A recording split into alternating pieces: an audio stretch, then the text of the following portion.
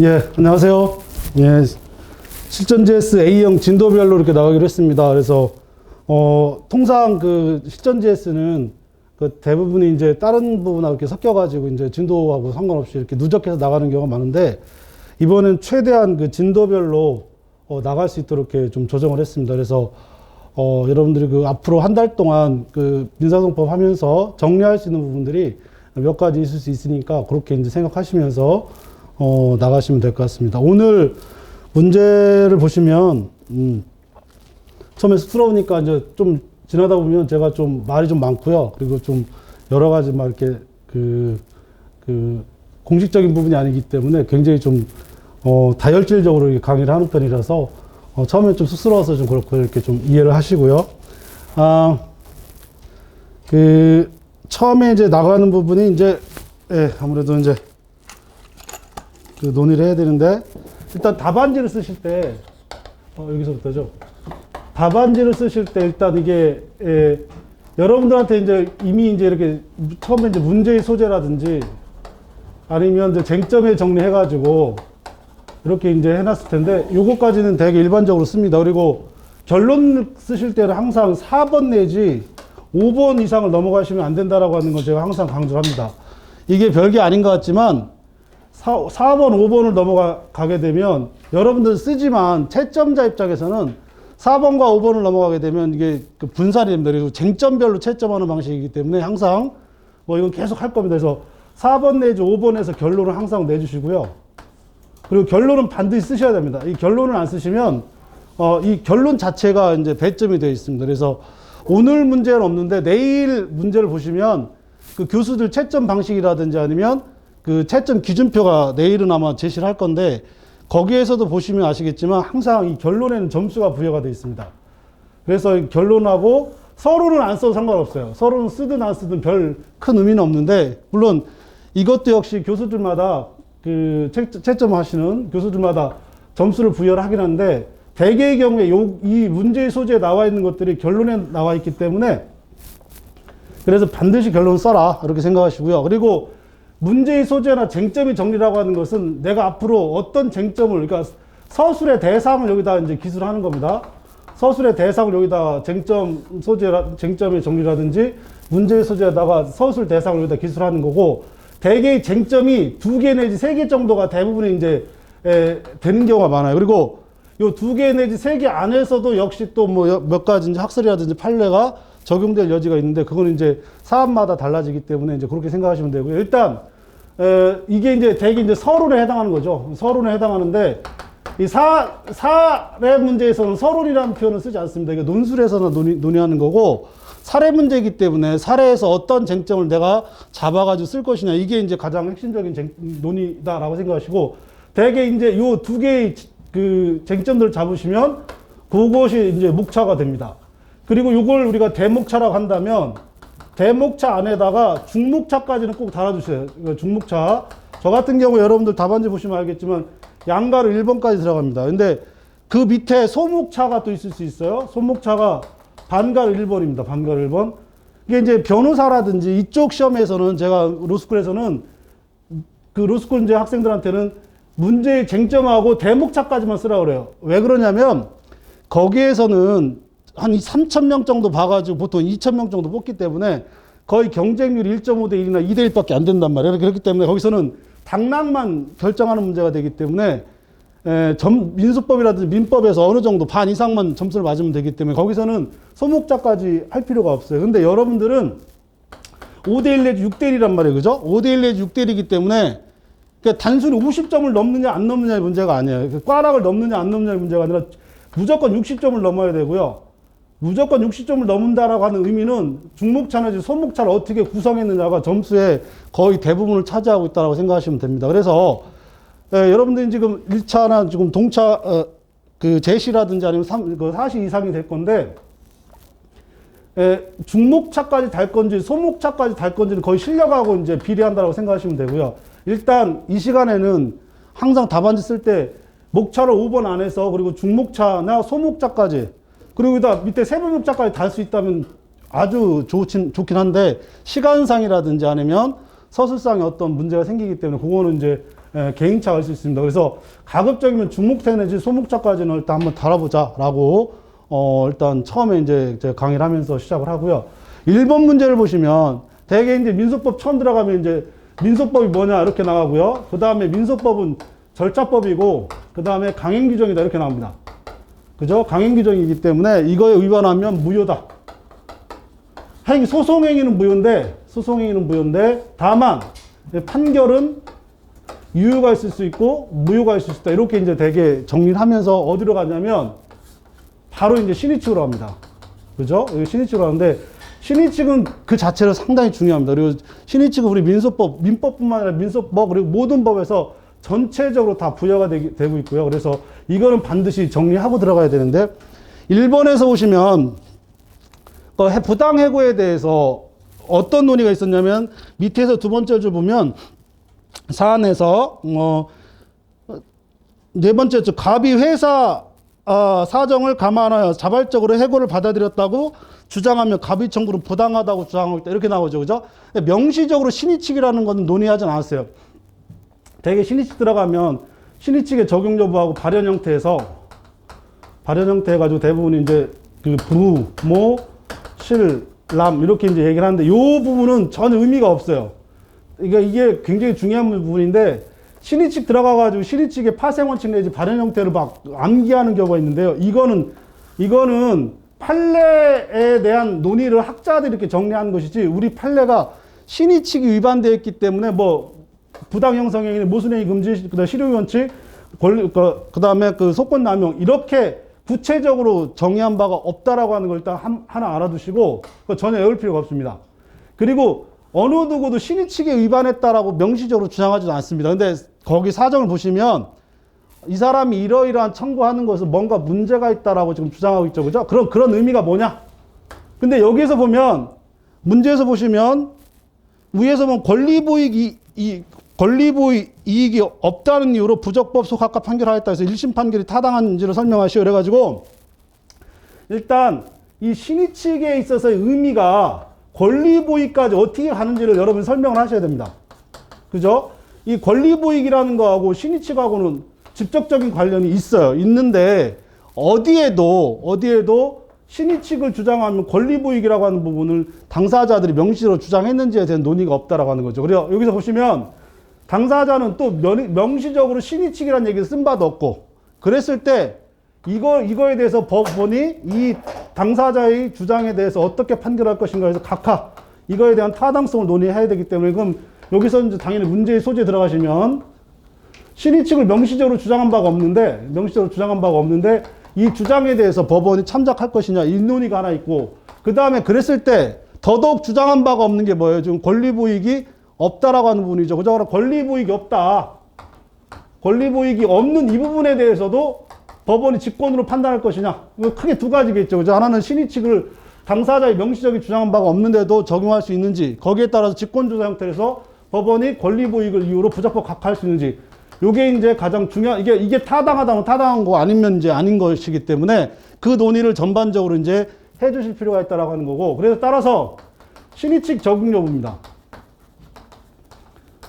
일단 신의칙이 우리 소송법에서 어떤 의미를 갖는지가 일단 중요한 것이고요. 이게 이제 대개 이제 신의칙을 적용하는 형태가 당사자들이 주장했을 때 혹은 이렇게 간접적으로 주장했을 때 법원이 어떤 형태로 이런 소송 요건으로 이걸 인정하는 데는 문제가 없는데 그 소송 요건이 선택적이냐 혹은 보충적이냐 요 논의는 있을 수 있습니다.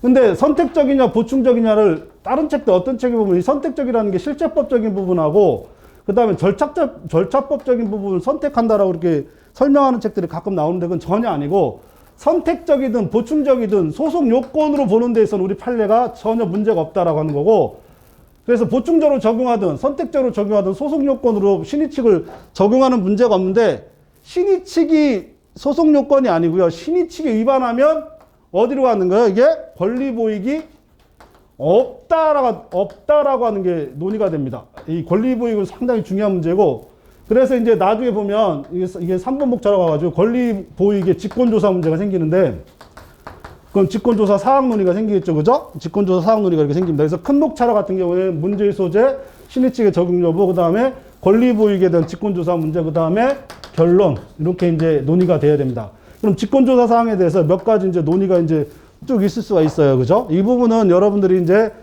정리를 하셔야 되는데, 여기서 하나 여러분들이 꼭 짚고 넘어가야 되게 뭘 짚고 넘어가야 되냐면, 이 권리보이기라는 거는 어디에도 없어요. 우리 민소법 전반에 걸쳐가지고 권리보이기라는 논의는 전체 어디에도 찾아볼 수가 없습니다. 그럼에도 불구하고 이 권리보이기 소송요건이라고 하는 것에 대해서는 어느 누구도 부인하지 않습니다. 그럼 이 권리보이기 없다는 거하고 신의칙하고 어떻게 연결할 것이냐가 이 문제에서 여러분들이 가장 중요한 문제고요. 그랬을 때 이게 타당한지 안 한지를 이제 설명하는 게 이제 중요합니다. 그래서 지금 진도별이다 하다 보니까 이걸 꼭 이제 여러분들이 이해할 필요가 있고, 또 다시 한번 말씀드리지만 권리보이기라고 하는 건 뒤에 나중에 이제 항소이익까지 가가지고 되게 중요하게 작용하기 때문에 이 부분을 좀 명시적으로 여러분들이 답안지를 구성할 때 좀 적극적으로 이거 직권조사 사항이라는 부분하고 연결해서 설명할 필요가 있겠다, 이렇게 하시면 되고, 여기에서 하나 또 써줘야 될 게 뭐냐면 소권의 실효 문제입니다. 소권의 실효 문제가 한번 이제 논의될 수 있는데 결과적으로 이제 부정하는 거죠, 그죠? 부정하기 때문에 이거 논의는 할 수 있어요. 뭐 직접적인 논의는 아니지만 여기서 소권 실효 문제도 한번 건드릴 수가 있다, 이렇게 생각하시고, 이 부분에 들어가 가지고 신의칙 적용 여부와 그 다음에 권리보이기에 대한 직권조사 사항인지 여부, 이 부분에 대해서 여러분들이 어떻게 답안지를 썼는지에 대해서는 제 답안지하고 여러분 답안지하고 비교하면서 제가 내일 다시 한번 강조해서 설명하도록 하겠습니다. 직접 안 들어가는 이유는 여러분들이 어디까지 권리보이기를 이해하고 있는지를 명확히 알고서 그렇게 설명하는 게 훨씬 좋을 것 같아서, 일단 1번 문제에서의 전체적인 답안은 다시 한번 말씀드리지만 1번 문제의 전체적인 답안은 신의칙이라는 부분하고 신의칙이 위반이 되었을 때 권리보이기 없다라고 서로 각하할 수 있는지를 어떻게 논리적으로 설명하느냐가 이 문제에서 가장 중요하고, 여러분들 민소법 맨 처음 들어갔을 때 역시 마찬가지로 이 권리보이기 이론을 명확하게 정리를 할 필요가 있다라고 하는 걸 다시 한번 강조를 하니까 내일 한번 답안지를 보시고 이 부분을 다시 한번 정리하도록 하고요. 이 부분 전체적으로 다 뭐냐면 소송 요건이죠. 소송 요건이기 때문에 이 소송 요건이 여기서 한번 정리하고 넘어가야 될 게, 이 소송 요건에 만약에 각하가 되고 이 각하 판결이 만약에 항소심으로 가면 이걸 어떻게 처리할 것이냐라고 하는 문제가 항상 생기겠죠, 그죠? 그래서 항소심에서 이 처리 문제를, 그리고 또 각하 판결에 대해서 어디로 갈 수 있어요? 상고심에서 또 어떻게 처리할 수 있는지 문제까지 먼저 정리하고 넘어갈 필요가 있어가지고, 이번 문제에다가 만약에 소각하 판결에 대해서 만약 항소를 했는데 청구가 이유가 있거나 청구가 이유 없다라고 하는 본안 판결과 논의가 되면 어떻게 처리할 거냐 해서 전형적인 문제입니다, 그죠? 여기서 소각하 판결에 대한 전형적인 문제, 항소심에서 처리 문제가 2번으로 나와 있고요. 이거는 거의 생기초에 해당하는 문제이기 때문에 뭐 잘 쓰셨을 거라고 생각해요, 그죠? 그래서 일단 문제의 소재로 들어가면, 쟁점 정리로 하면 일단 이심 범위하고 심판 범위를 무조건 써줘야 됩니다. 그리고 여기서 항소심 들어가면 항상 논의가 적법 여부 문제 해가지고 이것도 여러분 암기를 하시는 게 좋은데, 항소심 문제 풀이 방법은 똑같아요. 이거 적법 여부에서 기간 문제, 그 다음에 항소이익 문제, 요거가 적법 여부 문제 순서들을 풀고, 만약에 적법 하다 그러면 이제 이심 범위하고 심판 범위, 2심 범위 들어가면 상소 불가분의 원칙 논의를 하시고요. 심판 범위는 이제 불이익 변경 금지 원칙을 이제 논의하고, 그 다음에 이거에 대한 심판 형식이 중요합니다. 이거에 대한 심판 형식이 중요한데, 이 심판 형식에 있어서 어떤 논의가 되냐면, 항소심은 두 가지가 가능하죠. 하나는 1심 판결의 소각하 판결, 이 소각 판결에 대한 항소심이 있을 수 있고, 그 다음에 본안 판결에 대한 항소심이 있을 수 있습니다.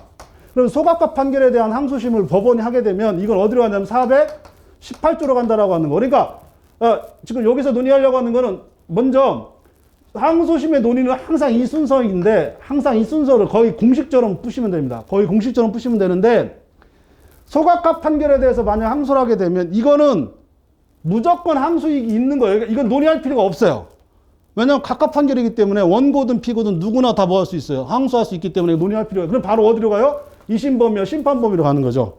그러니까 이심 범위로 가고 심판 범위로 가는데, 이거하고 418조하고 연결해가지고 여러분들이 설명을 해주는 게 가장 중요한 문제가 될 것이고, 따라서 항상 이건 결국 이게 불이익변경금지원체 해가지고 항소기각, 청구기각서, 그다음 환송설 해가지고 전형적인 목차가 나오는데 항상 목차를 할 때는 뭔가 있어 보이게 써야 돼요. 그래서 최소 목차를 4번 내지 5번까지 하라고 하는 이유는 거기에 있는 거예요. 그러면 여기에는 불변금 적용 여부예요. 불변금 적용 여부란 말이에요. 그죠? 그래가지고 여기서 문제점, 그 다음에 학설하고 판례가지고 항소 기각설, 청구 기각설, 환송설 해가지고 3개의 학설이 나오고 우리 판례가 어디 있다고 했어요? 자동적으로 항소 기각설, 불이익 변경금지원칙을 적용해서 항소 기각설 이렇게 해가지고 결론해가지고 이렇게 나면 뭐 전형적인 문제이기 때문에 만약에 지금 1번에 2번 문제를 못 푼다 하고는 1번에 2번 문제를 어떻게 써야 되는지 모르겠다 이러면은 이거 다시 하셔야 됩니다. 이거는 거의 기본적인 문제고 제가 진도별이고 여기서 한번 정리하고 넘어가라는 차원에서 이제 문제를 낸 거지 이게 어렵다거나 혹은 이게 문제가 뭐 안 돼서 이거 아니에요. 근데 너무 자주 나온단 말이에요.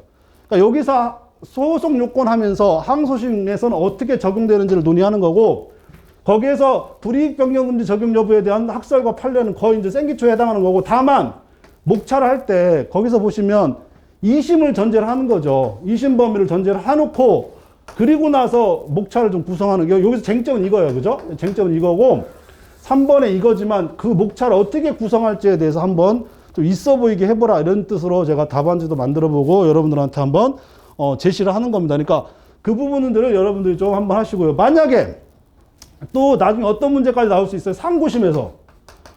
상고심에서 전형적인 문제가 뭐예요? 제1심하고 제2심하고 본안 판결까지 했어요. 본안 판결까지 했는데 상고심 왔더니 소송 요건이 흠결이 되어 있는 판결이었다. 만약 이렇게 돼버리면 이때는 어떻게 처리해야 됩니까? 소송 요건이 없는 흠결이 있는 판결은 본안 판결이 있으면 안 되기 때문에 전부 다 뭐예요? 다 파기시키고 여기서 뭐까지? 소각하 판결까지 나온다까지 여러분들이 정리하셔야 돼요. 그래서 1심에서 우리가 논의할 수 있는 소송 요건은 상고심까지 가면 여기까지 정리를 하셔서 여러분들이 미리 왜냐하면 적법 요건에 관한 기본적인 논의는 여기서 끝나야 됩니다. 그래서 이 부분들을 좀 정리할 필요가 있고 원래는 이거 30종으로 낼까 해가지고 요거까지 같이 이제 풀려고 하다가 그럴 필요는 없을 것 같아서 지금 2심에서 논의할 수 있는 그러니까 소송 요건에 관한 1심 판결과 그에 대한 항소심, 그에 대한 상고심까지 여러분들이 진도별 우리 그 모의고사 풀면서 요거 한번 꼭 정리를 하시기 바라는 차원에서 냈으니까 이 시기에 좀 정리를 하시기 바랄게요. 그래서 1번은 그런 정도에서 정리하시면 충분할 거라고 생각합니다. 그 다음에 2번 문제가 있죠. 이 신의칙이 끝나면 이제 어디로 가야 되냐면 2번은 이제 신의칙이 끝나면 다시 한번 강조하지만 신의칙은 자체로 굉장히 중요합니다. 그리고 이게 이제 객관식이라면 거의 그 민법 보셔서 아시겠지만 거의 매일 나오잖아요. 원래 이 자체가 판례 자체가 굉장히 중요하기 때문에 그래서 언제든지 나올 수 있어요. 아직 한 번도 안 나왔지만 이게 하나의 쟁점으로는 충분히 나올 수 있으니까 다시 한번 여러분들 정리하시고 이 신의칙의 가장 대표적인 판결이 이른바 금산사 판례 있죠. 그래가지고 그 관할권 남용 문제가 여기까지 들어가 있습니다. 그래서 곳곳에 많이 나와 있으니까 관할권 남용 문제 해가지고 금산사 판례까지 그걸 내볼까도 고민했었는데 너무 일반적으로 다 알더라고. 그래가지고 내진 않았는데 일단 신의칙은 그런 차원에서 꼭 한번 정리하시고요. 그 다음에 이게 끝나고 나면 이제 법원하고 당사자 문제로 들어가죠. 그죠? 여기서 이거 우리가 이제 소송의 주체 이렇게 이제 논의하고 그 다음에 소송의 객체 이렇게 해서 이제 소송물 이렇게 이제 논의를 하는데 이제 오늘은 이 법원 부분하고 당사자에서 초반 부분까지 이제 정리를 해야 진도별로 이제 끝날 수 있어가지고 일단 법원 들어가면 첫 번째로 재판권 문제가 있을 수 있어요. 그 다음에 두 번째가 관할 문제가 있을 수 있겠죠. 그죠? 그리고 세 번째가 제척, 기피, 회피는 뭐 거의 회피해도 되고 제척, 기피, 회피 이렇게 정리하시면 되고 거의 제척, 기피, 회피는 요거는 제척, 기피, 회피 효과 해가지고 정지 이 효과 요거 정도만 정리를 하시면 되기 때문에 너무 논점이 뻔해요. 근데 요거와 연결해서 나오는 게 소송 요건에 관한 항고 문제가 생길 수 있어요. 이거 되게 중요한 문제입니다. 근데 여기서 항고까지 같이 들어갔다가는 진도별이 안 되기 때문에 제가 뺐어요. 이건 나중에 비형하실 때 혹시 들으실 분들은 그때 제가 이거 내면서 이 항고와 재항고 문제를 어떻게 처리할 것인가 소송 요건에서 요 항고 처리를 해야 됩니다. 그리고 이게 우리는 안 나왔는데 법무사하고 법원행시는 다 나왔어요. 그러니까 우리도 나올 수 있다라고 생각하셔야 됩니다. 그죠? 이게 작년하고 재작년에 다 나왔단 말이에요. 그러니까 우리만 안 나왔어요. 변리사만. 그래서 요것도 한번 정리하실 기회를 좀 가졌으면 좋을 것 같은데, 일단은 그래서 오늘은 제척 기피나 뭐 관할에 대한 항구 문제까지는 안 들어가고 재판권하고 관할 문제는 반드시 정리를 해야 되기 때문에, 그죠? 그리고 안 나온 지 꽤 됐어요. 재작년에 재신 관할 문제 한번 나왔는데, 재신 관할을 우리가 관할이라고 얘기할 수 있을지는 좀 논의가 있을 수 있어요. 그건 약간 특수한 부분이라서. 그래서 재판권하고 관할 문제 한번 정리하되, 재판권 들어가면 다시 또 인적 재판권 문제하고 그다음에 물적 재판권 문제가 생기는데, 이거 꼭 정리를 하시는 게 뭐냐면, 재판권에서 인적 재판권 문제는 면제의 여부입니다. 면제 여부가 되는 것이고, 그 다음에 물적 재판권은 국제 재판 관할이라고 하는 부분으로 이제 대개 이제 설명합니다. 여기서 순수하게 재판권 문제는 꼭 정리하셔야 돼요. 재판권은 인적 면제 부분만 재판권 문제고요. 국제 재판 관할은 그냥 관할 문제입니다. 관할 문제. 그러니까 요거를 분리하지 못하게 되면 풀 때마다 헷갈려요. 그러니까 인적 재판 문제가 나오면 무조건 재판권을 인정할 거냐 말 거냐의 논의만 생기는 거고, 국제 재판 관할 문제 들어가면 무조건 뭘 들어가냐면 이거 관할이다. 이렇게 생각하시면 됩니다. 그래서 2번의 1번 문제가 그죠? 이건 국제 재판 관할 문제고, 2번 문제가 인적 재판 관할 문제인데, 먼저 이것부터 2번부터 한번 풀어보도록 할게요. 2번부터 순서상으로 2번부터가 맞으니까 복잡한 건 1번이 약간 복잡하긴 하지만 1번. 그래서 2번의 2번 문제가 인적 재판 문제다라고 하는 걸 이걸 파악하는 게 일단 중요하고요. 이거 매우 중요한 판례 중에 하나입니다. 그죠? 이 매우 중요한 판례 중에 하나이기 때문에 아마 보신 분들도 꽤 있을 거라고 생각하는데, 이걸 답안으로 구성할 때는 어떻게 구성할 것인가 라고 하는 부분은 좀 다른 문제입니다. 그래서 지금 보시면 갑이 을에 대해 9천만 원에 대한 전부 승소 확정 판결 받고, 을은 현재 서울 거주하며 용산구 한강 소재에 있는 주한미군 부대, 아직도 거기 있나요? 이제 옮겼지 않나요? 그죠? 예, 옮겼을 것 같아요. 그죠? 뭐 그거는 문제되지는 않을 것 같고, 예, 평택으로 옮긴 걸로 알고 있는데 아직도 있는지 모르겠어요. 한번 지나가 봐야 되는데, 예, 가가지고 갑을 그래서 을이 누구에 대해서, 병에 대해서, 그러면 되게 이제 갑을 이렇게 하는 거고, 소송은 되게 편합니다. 소송이라는 거는 항상 원고하고 피고만 존재해요. 그죠? 원고하고 피고만 존재하기 때문에 둘의 관계만 이것만 정리할 줄 알면 돼요. 민법이라든지 이런 부분 들어가면 어떤 문제가 생기냐면, 제3자가 나오게 되면 이제 복잡해진 문제가 생기는데, 그래서 나중에 한번 하겠죠. 원고 피고에다가 독당 참가. 이게 유일하게 우리 민소법에서 3명이 3자가 나오는 이런 형태가 되기 때문에 요게 그래 중요합니다. 그럼 나중에 또 한번 설명할 일이 있고요. 일단 여기서 끝나면 됩니다. 그래서 채권자 대리소송이든 채권자 취소소송이든 이것이 민법에서는 갑을병 해가지고 채무자 제3채무자 해가지고 그 갑을병 3자 간의 법률 관계가 굉장히 중요한 문제지만, 우리 민소법에서는 요 원고 피고 독당 참가를 빼고는 항상 그 형태가 뭐냐, 원고하고 피고예요. 이걸 벗어나지 않습니다. 그죠? 원고하고 피고를 벗어나지 않아요. 그게 채권자 취소소송이냐 채권자 대리소송이냐를 불문하고 무조건 이 관계를 벗어나지 않기 때문에, 따라서 갑이 을에게 있고 을이 병에게 이 채권에 대해서 갑이 채권자 대리소송 하든 채권자 대리소송, 여기서 채권자의 지위라고 하는 게 추심이라든지 전부명령하고 비슷한 위치에 있다라고 하는 걸 아마 민법에서 이제 하셨을 거라고 생각하고요. 뭐 좀 지났어도 밑에 채권자나 추심권자나 전부권자, 채권 양도권자 다 비슷한 의미를 갖습니다. 따라서 얘가 채권자고 채무자고 제3채무자면 갑이 병한테 하는 거, 갑이 을한테 하는 문제, 그러면 관할권이 있느냐의 문제가 아니라 갑이 이거에 대한 채권 추심을 받아가지고, 그죠? 추심 명령 받아 갑이, 원고는 갑이고 피고가 병인 건 문제가 없단 말이에요. 그죠? 그럼 피고가 병이면 얘가 이제 주한미군이죠. 주한미군에 있는 재산을 갖고 오는 문제잖아요. 그죠? 그러니까 여기서의 중요한 문제는 문제의 소재에 놓고 먼저 따져줘야 될 게, 이게 인적 재판에 관한 문제인지 국제 재판권에 관한 문제인지를 따져줘야 됩니다. 따라서 추심 명령이나 추심 해소나 혹은 뭐 지급 명령 뭐든지 간에 이 소송 자체가 인적 재판에 혹은 국제 재판권에 관한 문제인지를 먼저 따져줘야 되고, 그랬을 때 재판권에 관한 인적 범위에 관한 문제가 생기면 그러면 이게 면제를 될 것이냐. 그래 전형적인 이 판례의 전형적인 논의는 면제에서 원래는 절대적 면제주의하고 그다음에 상대적 면제주의가 있는데 우리 판례가 어디에 있어요 지금? 상대적 면제주의란 말이에요. 그럼 논리적으로 보면 일단 이 부분은 거기에 이제 쓰여있는 이걸 찾아내는 게 중요하다는 거예요. 이 논리적으로 이 판례를 여러분들이 자주 안다 하더라도 이걸 답안으로 쓸 때 가장 못하는 게 뭐냐면 상대적 면제주의네 절대적 면제주의는 쓰는데 이게 왜 요 논의가 되는지를 여러분이 찾아내고 이걸 답안으로 구성하는 게 굉장히 중요하다는 거죠. 그러면 갑이 을, 병 돼 있으니까 이걸 추심 명령 받아가지고 명령 받았으니까 갑이 누구를 상대로?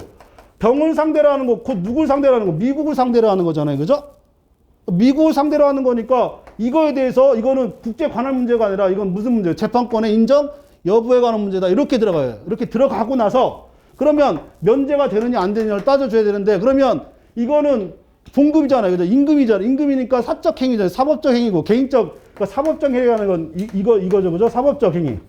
이 사법적이 아니라 그러니까 이거니까 원래 우리 판례에 따르면 이런 경우에는 상대적 면제주의를 적용하기 때문에 이때는 추심 내지 압류, 취소, 압류 추심이라든지 뭐 전부명령 이런 어떤 형태의 채권 추심이 가능하도록 그리고 관할권이 인정되는 것으로 파악을 해야 되는데도 불구하고 이 판례가 어떻게 하고 있어요? 그럼에도 불구하고 이거는 인정하지 않았다라고 하는 게 이제 중요한 이 판례의 결론이고 그래서 결론 이렇게 들어갑니다. 뭐 목차는 그렇게 크게 어렵지 않은데 여기서 여러분들 꼭 다시 한번 짚고 넘어갈 게 뭐냐면 인적 재판 이건 아마 다 알고 있을 거예요. 그죠? 그런데 재판권 들어가면 인적 재판에서 면제 여부예요. 면제 여부. 절대적, 상대적 이거는 꼭 기본적으로 잡고 들어가셔야 돼요.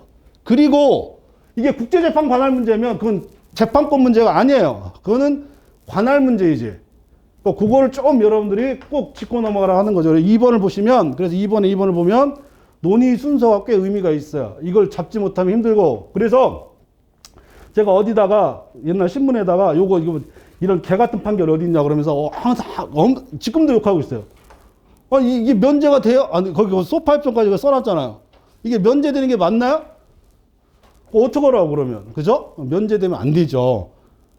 여러분들은 별거 아닌 것 같아요. 그죠? 요즘 20대들은 막 이상하다. 내가 꼰대라서 그런지 몰라도 여러분 대부분 20대라는 걸 알고 있는데 여러분 이게 이해돼요? 이게 면제되는 게? 그냥 이렇게 얘기합시다. 그냥 어디 가서 꼰대라고 하면 그만이긴 한데 이해가 안 되는 판결이란 말이에요. 그러다 보니까 웬만한 우리 이제 소송법 학자들은 거의 다 이 판결을 대부분이 다 부정하는 이래서는 안 된다. 이런 그 기류가 굉장히 강합니다.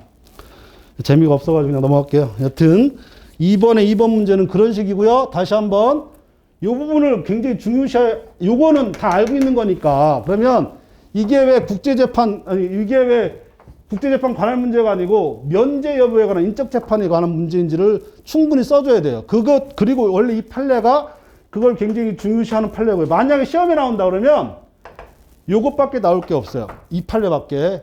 이제 하나 나온 게 있는데 뭐냐면 개성공단 사건이 하나 있을 수 있어요. 이건 다 알려진 사건인데 이거는 국제재판 관한 문제도 아니고 재판권에 관한 문제도 아닌데 왜냐하면 갑이 을한테 개성공단에 있는 사건 있잖아요. 그죠? 개성공단에 있는 재산을 가지고 둘이 소송을 하는 거란 말이에요. 그러면 갑하고 을하고 다 우리나라 사람이잖아요. 그죠?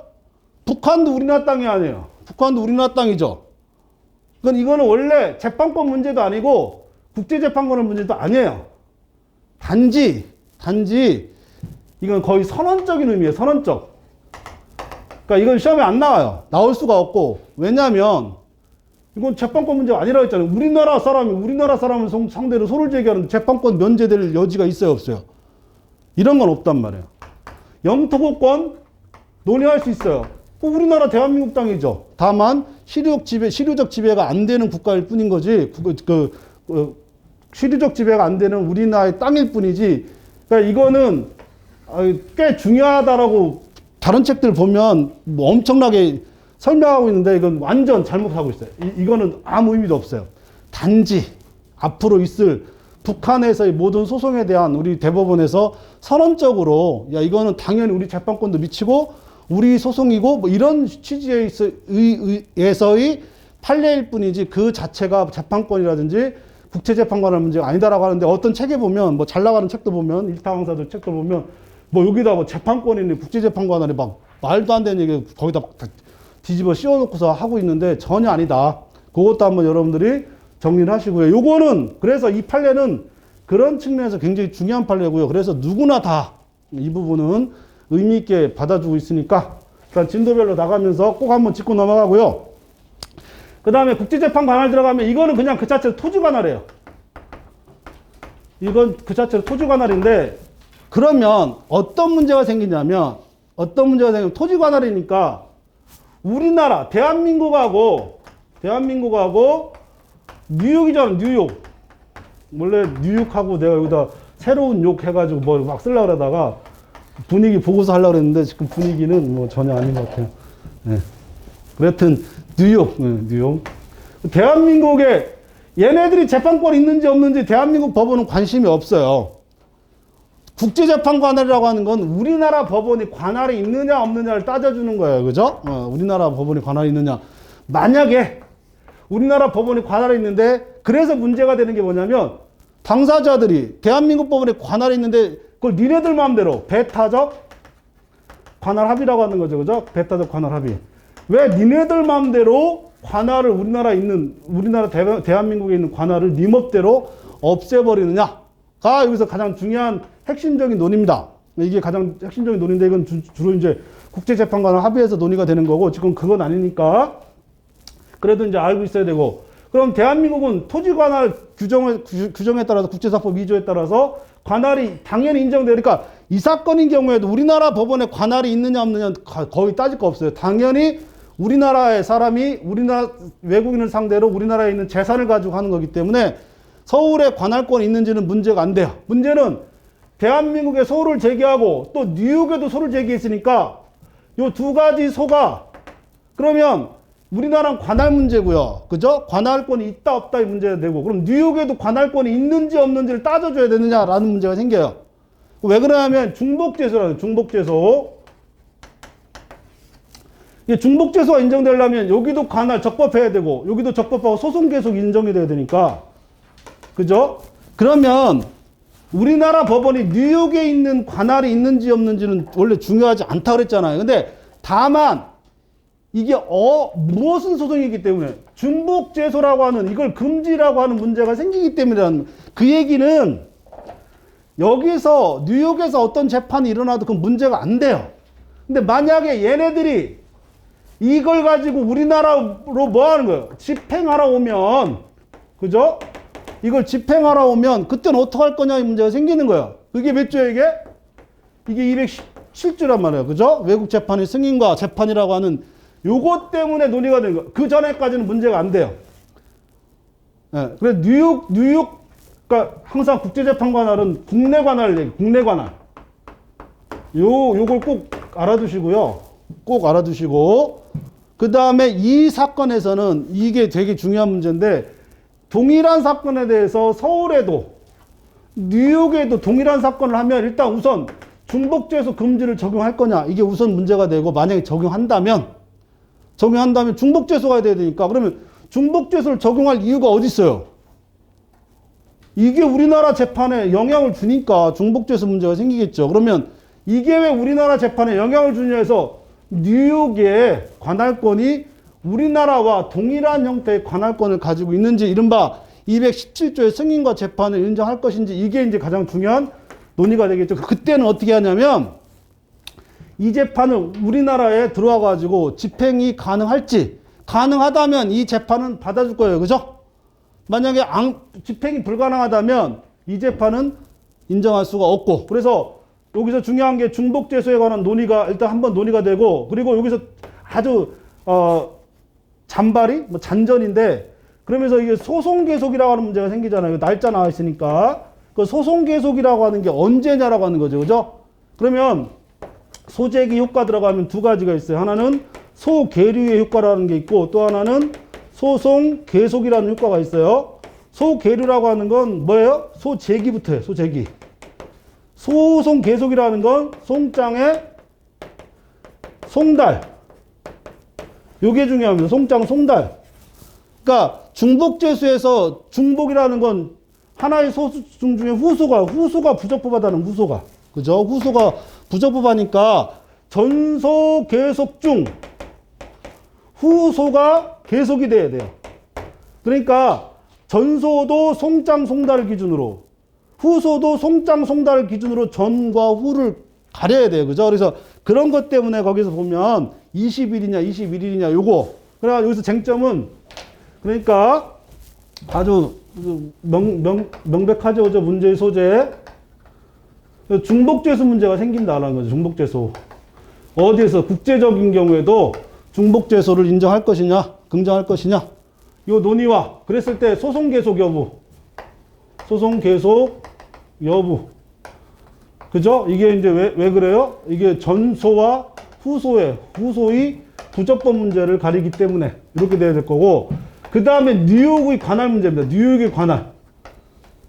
이거 명확히 해야 돼요. 서울의 관할은 여기서 논의 대상이 아니야. 이미 당연히 인정이 되는 거기 때문에 서울의 관할도 인정이 안 되는 뉴욕의 관할 따질 필요는 전혀 없어요. 굳이 논의하자 그러면. 그러니까 서울은 당연히 인정되는 거고, 그래서 뉴욕의 관할을 인정할 것이냐가 가장 중요한 문제고, 이게 이제 217조의 그 승인과 재판, 외국 재판의 승인과 재판은 어떻게 처리할 거냐, 이른바 간접 관할권이에요. 간접적 관할권. 이렇게 이제 표현도 합니다. 표현도 하는데, 어쨌거나, 그럼 목차가 대개 한 3개가 나와야 되겠죠. 그죠? 이렇게. 그럼 목결론 이렇게 나와야 됩니다. 지금 여기서 대개 한 20점짜리는 이렇게 쟁점이 3개 정도가 나올 수 있어요. 그리고 두 개라 하더라도 매우 복잡한 쟁점들이 나올 수 있기 때문에 그 배점은 그렇게 하는 겁니다. 배점은 쟁점별로 배점하는 거지 뭐 문제 자체를 뭐 기분 따라 배점하는 게 아니기 때문에, 따라서 목차를 요 3개는 어느 순서로 하든지 상관없어요. 근데 우선적으로는 국제적 중복재수를 인정할 것인지를 우선 논의를 해야만 나머지에 대한 논의가 가능하기 때문에 그 반대일 수도 있어요. 먼저 뉴욕의 관할권을 인정할지를 먼저 하고 나서 그 관할권을 논의하는 이유를 먼저 설명하고 나서 국제적 중복재수를 논의할 수도 있고, 그거는 별 차이는 없어요. 여기서의 순서는 전혀 의미가 없다. 그렇게 생각하시면 되고, 단지 소송 계속 여부에 관한 논의를 중간에 할 건지, 이거는 이 논의 순서는 전혀 문제가 안 됩니다. 논의 순서는, 왜냐하면 그거는 논리적인 귀결의 문제이기 때문에 전혀 의미가 없어요. 그죠? 단지 제가 볼 때는 국제적 중복재수 문제를 먼저 한번 논의하고, 그리고 나서 소송 계속 문제를 논의하고, 그리고 나서 뉴욕의 관할권 문제를 논의하는 게 순서상으로 맞지 않을까, 이런 생각을 좀 하거든요. 그래서 제가 답안지를 했을 때는 그렇게 지금 아마 구성이 됐을 거예요. 그죠? 그래서 2번에 1번을 보면, 그래서 중복재수 문제가 되고, 그 다음에 국제재판관할 문제, 인정 문제, 이렇게 해가지고 아마 대략 이렇게 돼 있을 겁니다. 그죠? 어려운 문제는 아닌데, 이걸 정확하게 이해하는 게 좋아요. 여기서 어설프게 대한민국의 관할권 들어갈 필요는 없어요. 이건 당연히 인정되는 거기 때문에, 여기서 뉴욕에 관한 관할권만 정확히 짚어주면 되고, 그리고 여기서 보면, 나 아직도 가끔 그걸 욕하는데, 국제사법 2조가 개정된 게 99년인가 2000년도예요. 국제사법 2조가 개정된 게 99년인가 2000년도란 말이에요. 그것도 제가 대학생 때였어요. 아니다, 대학원생 때. 그래, 한참 리스테이트먼트 해가지고 미국에 그거 하고. 근데, 그러니까 이러다 보니까 2000년도에, 제가 가끔 얘기하는 건데, 2000년도에 활약하셨던 분이 무슨 변호사님, 강사, 이런 사람들이 2000년도, 2010년도에 그걸 알았던 사람들이거든요. 그러니까 이 사람들이 국제사법 2조 개정하기 전에 이때 종래 논의해가지고 여기다 책을 써놨단 말이에요. 종래 논의에다가 이때 책을 써놨는데 아직도 보니까 2022년도인데 아직도 보니까 종래 논의해가지고 아직도 써있어요. 이건 미친 짓이에요. 이걸 쓰지 마세요. 도대체 언제까지 종래 논의할 거지? 바뀐 지가 20년, 30년이 다 돼갔는데 그런 거 쓸 필요 없어요. 아직도 요거에다가 역추지설, 수정 역추지설, 관할 배분설 해가지고, 또 욕하는데. 쓰지 마세요. 그냥 국제사법 2조에 따라서 이렇게 쓰시면 되지, 거기에다가 종래 논의해가지고, 시간 남으면 쓰셔도 되고요. 이거 시간과의 싸움이기 때문에 여러분들이 그렇게 하시면 될 것 같아요.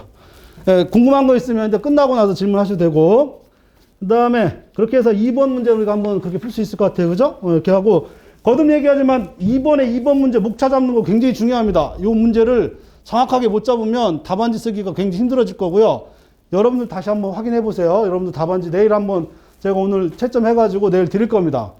토요일 거는 제가 보통 저기에서는 하루에 34명, 35명까지 내가 해본 적이 있는데, 제가 원래 25명 제한으로 하는데 지금 18명이라고 하더라고요. 그죠? 그래서 아마 내일까지는 제가 충분히 채점해서 뭐 첨삭까지 대부분 해줄 수 있을 것 같은데, 지금 무슨 얘기를 하려고 그러냐면, 그렇게 해가지고 막 어디 보니까 막 등수 다 나눠가지고 막 도표 만들고, 요거는 힘들고요. 그건 다음 주나 하고요.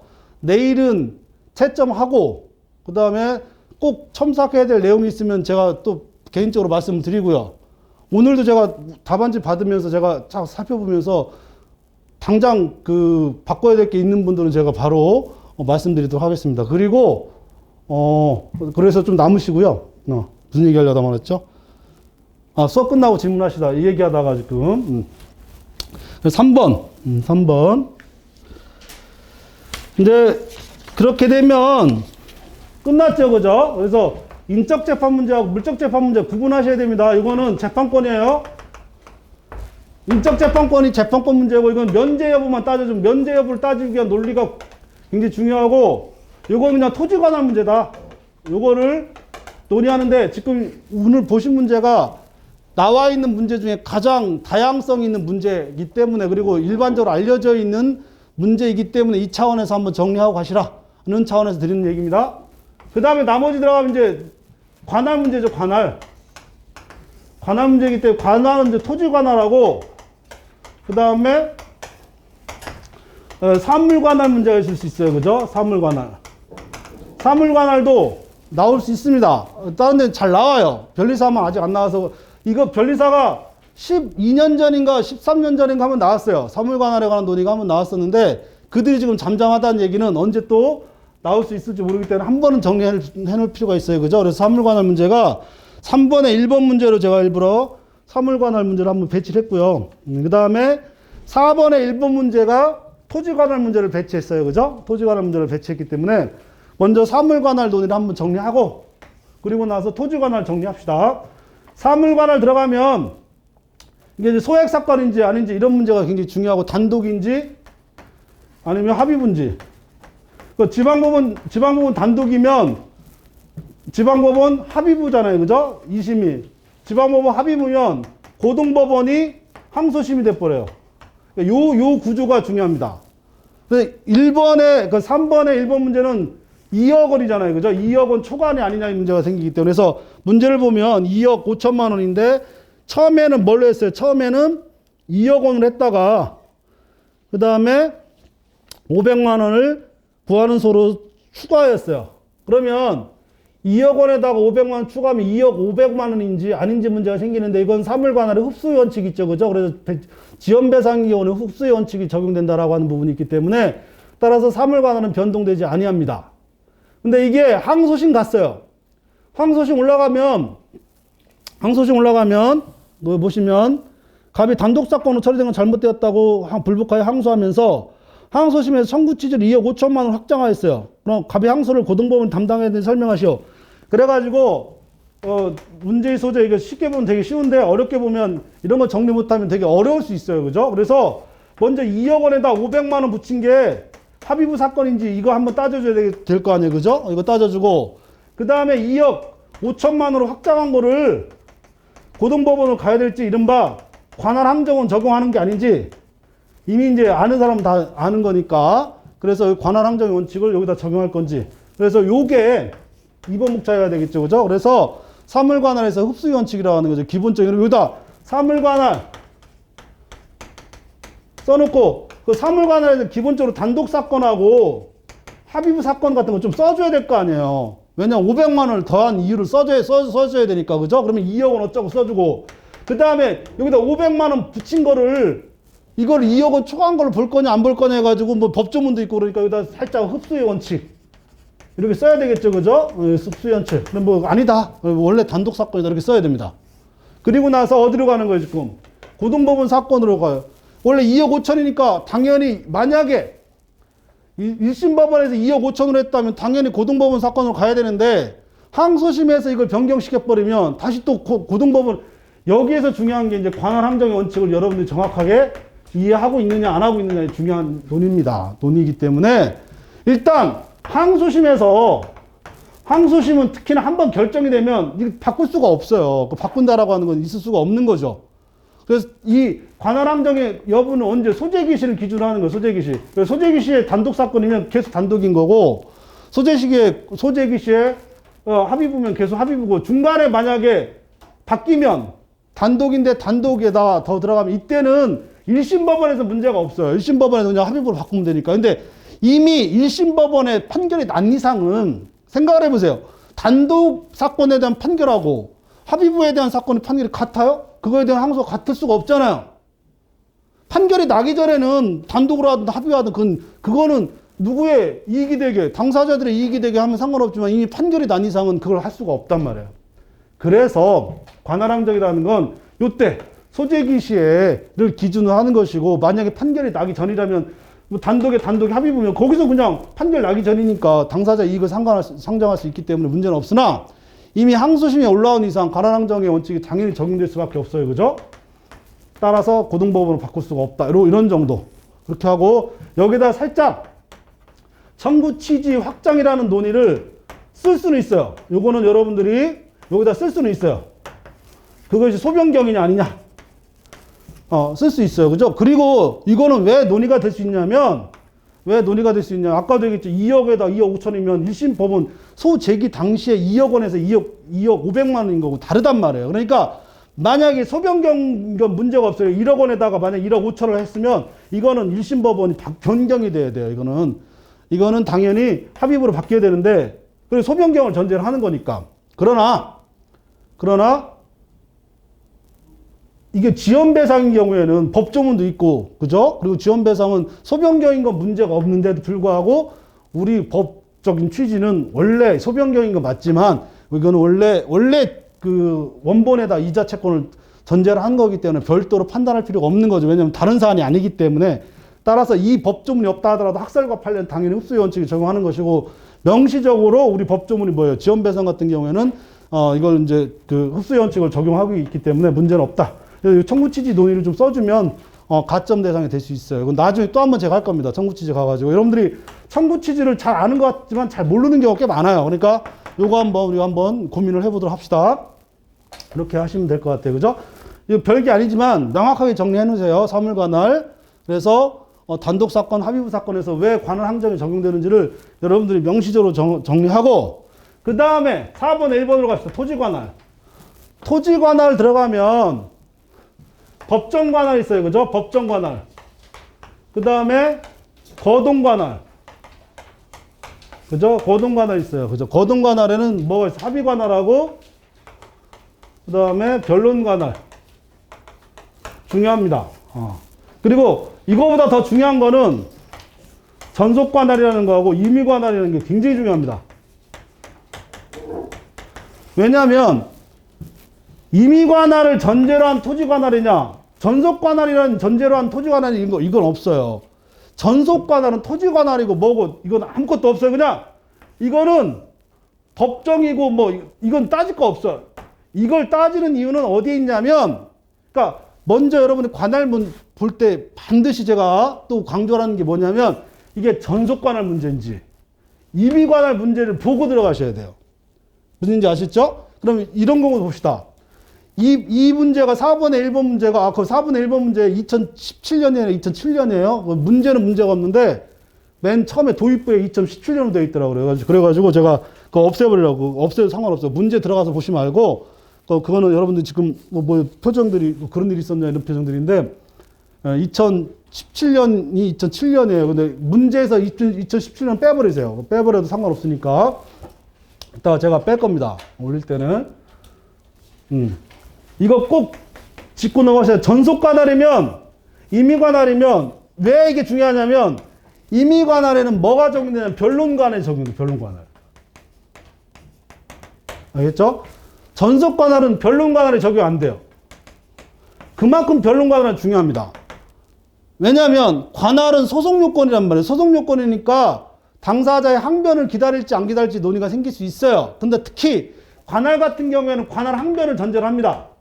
이게 가장 대표적인 관할 항변이 가장 대표적인 직권조사 사항이라는 건데 이 관할 항변은 거의 어디에 가까운 거냐면 변론주에 가까워요. 이게 극과 극인데 관할 항변은 변론주에 그냥 그 자체로 물론 변론주의는 아닌데 직권조사 사항이 두 가지가 있습니다. 하나는 직권 탐지에 가까운 변론 직권조사 사항이 있고 또 하나는 변론주에 가까운 직권조사 사항이 있어요. 직권 탐지에 가까운 게 대표권 혹은 뭐 당사자의 사망, 당사자의 능력, 당사자의 적격, 당사 적격도 좀 사안마다 좀 달라지는데 그래서 이 직권조사 사항이라는 개념은 되게 중요합니다. 일단 그거는 나중에 또 한번 설명할 기회가 있을 것이고 직권조사 사항 중에 거의 변론주에 가까운 게 뭐냐면 관할 항변이에요. 왜냐하면 변론 관할이라는 게 성립하기 때문에 변론 관할이라는 게. 그러니까 문제가 관할 문제가 나오면 토지 관할 문제인데 먼저 전속 관할 문제인지 임의 관할인지 먼저 따져봐야 돼요. 근데 이 문제를 보면 그 문제가 주어져요. 예를 들어서 뭐 그런 사건들이 나오기 때문에. 근데 여러분한테는 전속 관할 문제는 전속 관할 합의에 관한 문제만 나올 것이고 이건 따로 논의가 되지 않을 겁니다. 그러면 일단 어디를 들어야 되냐면 임의 관할 들어야 되겠죠. 그죠? 그 임의 관할 들어가면 변론 관할, 이른바 관할 항변이 있느냐를 반드시 따져줘야 돼요. 이 문제는 관할 항변이 있어요, 없어요? 관할 항변이 있죠. 관할 항변이 있는데 전속 관할에 관한 관할 항변은 논의 대상이 돼야 안 돼요. 관할 항변이라는 건 이송을 전제로 하는 겁니다. 그죠? 관할 항변이라는 건 이송을 전제로 하기 때문에 관할 항변을 각하하든 아니면 이송을 하든 둘 중에 하나밖에 없어요. 관할 항변이 맞으면 이송할 거고 관할 항변 안 맞으면 관할 항변 각하해야 되겠죠. 일단 그걸 여러분들이 머릿속에 좀 잡아 두시고 문제를 보니 어떻게 돼 있어요? 지금 을이 갑하고 도급 계약을 맺었잖아요. 도급. 얘가 수급인이고 아니. 갑하고 병하고 누구한테? 을한테 얘가 수급인이고 얘가 도급인이잖아요. 그죠? 도급인. 쌍도급인. 병까지. 근데 얘한테는 또 별도의 대여금 채권이 있어요. 다른 때 을은 항상 피해자지만 요때는, 얘가 여기서는 아주 돈 제대로 버는 애죠. 그죠? 그래서 얘가 얘한테 도급에 대한 일의 완성에 대한 대가도 갖고, 얘한테도 갖고, 또 얘는 얘한테 뭣도 가져요. 대여금 채권도 갖고 있는데, 대여금 채권이 누구한테? 정한테도 갖고 있단 말이에요. 그죠? 그래서, 이게 지금 을이 이제 결과적으로 갑, 을, 병, 세 명을 상대로 공동소송을 제기하는 겁니다. 그죠? 갑, 병, 정. 여기서 병정인데, 근데 원래 얘한테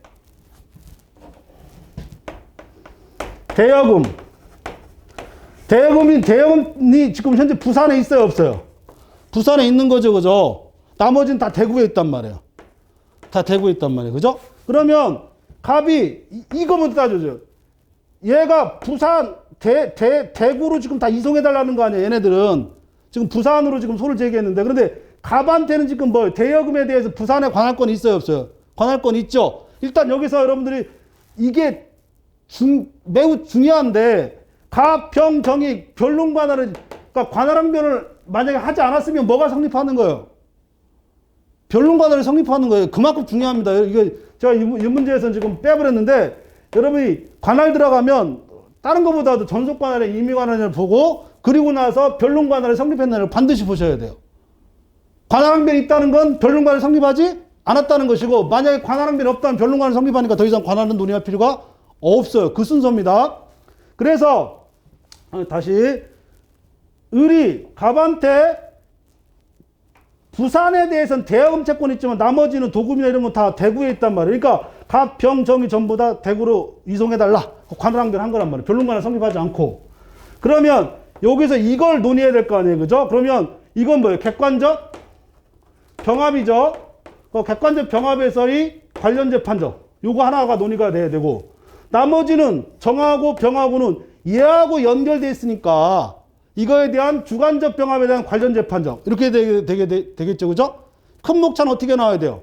그럼 갑의 대여금 채권하고 도급에 대한 공사대금 채권에 대한 객관적 병합에 대한 관련 재판적이 나올 것이니, 그리고 그랬을 때 갑하고 병정하고 그 이른바 공동소송에 있어서 관련 재판적 인정되느냐 안 되느냐 이걸 논의해야 되는데, 다시 오셔가지고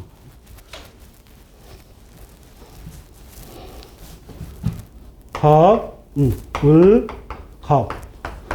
두 개의 청구를 했죠. 하나는 공사대금, 하나는 대여금. 대여금 부산에 있어요. 일단 이것만 따집시다. 부산에 있으니까 부산에 대한 둘이 25조 1항 인정돼야 한대요. 되죠, 그죠? 그래서 객관적 병합 인정이 됩니다. 인정이 되고, 또 하나, 또 요거에 대해서 병하고 정하고, 공사대금은 인정되니까 그럼 65조 전단하고 후단. 65조 전단하고 후단을 나누는 가장 중요한 이유가 세 가지가 있죠. 관, 선, 수. 그래서 관련 재판적, 그 다음에 선정 당사자, 수정이 원리는 볼 필요 없고, 그럼 관련 재판적하고 관선수에서 관련 재판적하고 선정 당사자도 이해관계를 인정하니까 우리 판례가 좀 폭넓게 적용하기 때문에 논의 대상이 아니고, 결국 65조 전단하고 후단을 나누는 유일한 이유는 25조 2항이잖아, 이게. 유일한 이유가 지금 뭐예요? 관련 재판적을 인정할 거냐 말 거냐의 문제가 생기고, 이게 똑같단 말이에요. 25조 2항하고 65조 전단이 똑같단 말이에요. 따라서 대여금 채권, 정하고 대여금 채권은 65조 전단에 해당되는 논의가 아니잖아요. 둘이 같이 꾼 것도 아니고 연대채무, 보증채무 관계도 아니기 때문에 이거는 인정할 수 없고, 근데 공사대금 뭐예요? 동일한 법률 관계에서 생기는 권리 의무 관계이기 때문에 이때는 관련 재판적 인정할 수 있어요, 없어요? 인정할 수 있겠죠, 그죠? 그러면 여기서 관할 항변에 논의를 한 거는 타당한 건 누구밖에 없어요, 지금. 정밖에 없는 거죠, 그죠? 정밖에. 얘네들은 관할 항변에 대해서 받아줄 필요가 없어요. 관할 각하시켰고, 항변을 각하시켜버리고. 얘는 뭐예요? 얘는 이송하면 되겠죠, 그죠? 얘는 이송. 이게 34조 1항이냐 하고, 나머지 할 때 34조 1항은 전속관할 문제고, 지금 전속관할 문제가 아니니까 이송 신청을 받아줄 수 있단 말이에요, 그죠? 이거는 이제 항변을 받아가지고. 그러면 이런 경우에 문제의 소재해가지고, 문제의 소재에서 먼저 관할 항변이 있는지, 그러니까 이거는 중간에 이송 신청 단계에서도 그 관할 항변을 전제를 하기 때문에 거기서 논의해줘도 상관없어요. 논리적으로 관할 항변이 있는지를 따져주고 변론관에 성립했는지를 따져도 상관없어요. 그거는 제가 볼 땐 가점 요소지 감점 점수는 아니란 말이면, 꼭 필요한 건 뭐예요? 객관적 병합에 있어서의 관련 재판적. 요게 이제 중요한 목차가 되겠죠, 그죠? 두 번째가 뭐예요? 주관적 병합에 있어서의 관련 재판적. 이게 논의가 되고, 그리고 나서 이송 신청, 그리고 결론. 아마 이렇게 나와야 될 겁니다. 이렇게. 그죠? 이렇게 목차가 나와야 될 것 같아요. 그래서 요거는 뭐예요? 을의 갑에 대한 대여금 채권하고 공사대금 채권 어떻게 정리할 건지, 요 논의가 들어가면 25조 1항에 대해서 좀 뭐라고 써주고, 관련 재판적 어쩌고 좀 써주고. 근데 관련 재판적을 할 때는 반드시 관련이 있기 때문에 원래 재판적이 인정되는 걸 반드시 써줘야 돼요. 그 중에 관련이라는 건 최소한 2개 이상이 나와요. 그러니까 개념상. 그럼 관련이 되려면 하나의 재판적은 인정이 되니까 관련이 나올 거 아니에요, 그죠? 그럼 하나의 재판적 인정된다라는 걸 써줘야만 논리적으로 관련 재판적이 나오니까, 따라서 공사대금이든 대여금 채권이든 갑에 대해서 부산에 어떠한 재판적이 있고 거기에 대해서 관련 재판적 뭐 이렇게 나와야 돼. 이거 목차는 그렇게 나와야 됩니다. 그죠? 그래서 을에 갑의 재판적 해가지고 부산 해놓고, 그 다음에 객관적 병합에서 관련 재판적 25조 1항 이렇게 나와야 될 거고, 그 다음에 주관적 병합 같은 경우에는 다시 또 2개죠. 이게 중요한 거죠.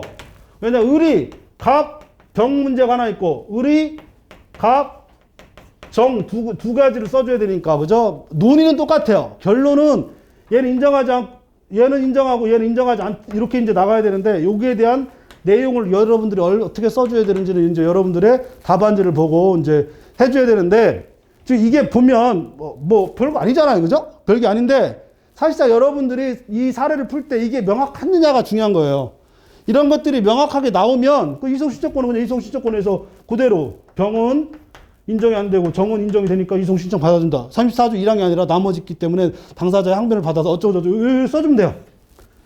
요 어쩌고 저쩌고까지를 어느 정도 써야 될지는 제가 내일 여러분 답안지를 보고서 더 들어가서 설명해 줄지는 한 번 더 여러분 답안지를 보고 일단 답안지는 나와 있으니까 여러분들이 충분히 참고할 거라고 생각되고요.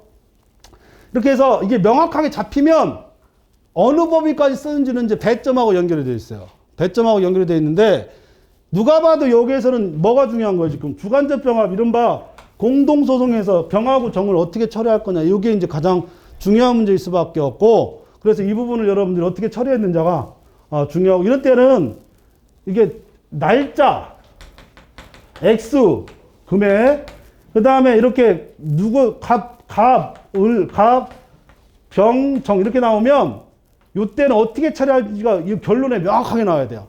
날짜하고 액수하고 이렇게 이런 논의가 나올 때는 결론 같은 경우에 점수가 꽤 커요. 왜냐하면 명확하게 이걸 알고 있는지 없는지는 뭘 보고 알 수 있으니까 결론을 보고 알 수 있기 때문에 여러분들이 정리를 하셔야 됩니다. 지금 이렇게 됐는데도 불구하고 도대체 무슨 얘기인지 모르겠다 그러면 다시 하셔야 됩니다. 왜냐하면 이제 이번 달 끝나고 3월 달 되면 이제 삼시생들, 많은 오시생들까지 막 우르르 쏟아져 나오면 그때는 이제 늦어요. 지금 좀 여러분들은 어느 누구보다도 프리미엄이 있어야 되는데 그 프리미엄 같은 게 뭐냐면 이런 것들이 우습게 아주 그냥 자연스럽게 이게 별게 아닌 것처럼 이해가 돼야 되는데 도대체 제가 혼자 뭐라고 하는지 모르겠다 그러면 제가 뭐 저를 방어하려는 게 아니라 도대체 뭘 하는지 모르겠다 그러면 그건 정말 심각합니다. 그러니까 그걸 여러분 생각하시고 이게 명확하게 잡히느냐 안 잡히느냐 한번 잘 생각을 해보세요. 이렇게 하면 뭐가 끝나면 이제 관할까지 다 끝나요. 그래서 안 한 게 지금 합의관할 문제를 안 했어요. 이것도 꽤 중요한 문제입니다.